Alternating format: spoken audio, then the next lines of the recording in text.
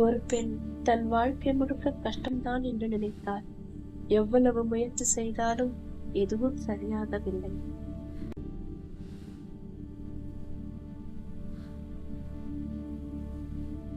இரவு அவள் முதல் முறையாக முருகனை பார்த்து ஒரு கேள்வி கேட்டாள். என்னால இன்னும் எவ்வளவு தாங்கணும் முருகா?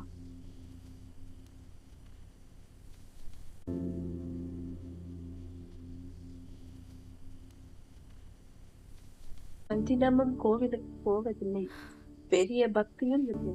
ஆனா அந்த நாளோ மனசு ரொம்ப உடைந்திருந்தது. தூங்க முடியாமல் முருகன் படத்துக்கு முன் உட்கார்ந்து அழுதாள். ஒரு அறிகுறி கொடு, நீ இருக்கேன்னு தெரிஞ்சா போதும். அப்படி சொல்லிட்டு தூங்கினாள். அடுத்த நாள் காலை அவள் வழக்கம் போல வெளியே போனாள். போது ஒரு விஷயம் நடந்தது.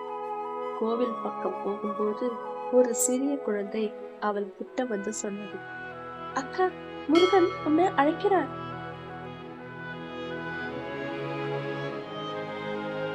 அவள் அதிர்ச்சி அடைந்தாள்.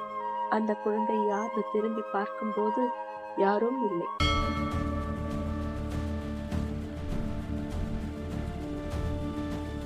உடனே கோவிலுக்குள் போனாள்.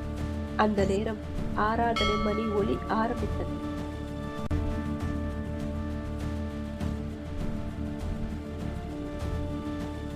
பூசாரி கொடுத்த பூ நேராக அவள் கையில் விழுந்தது. அவளுக்கு ஒரு உணர்வு வந்தது, நான் தனியா இல்லை. அந்த நாளுக்கு பிறகு அவள் வாழ்க்கை மெதுவாக மாற ஆரம்பித்தது. பிரச்சனைகள் உடனே போகவில்லை.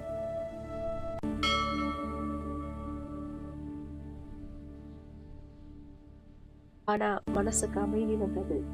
முருகன் எப்போதும் பெரிய அதிசயம் மட்டும் செய்ய மாட்டார். சில நேரம் நம்ம மனசுக்கு துணிவை தான் தருவார். நம்பிக்கை வை, உன் கஷ்டம் முடியும் நாள் நெருங்குது.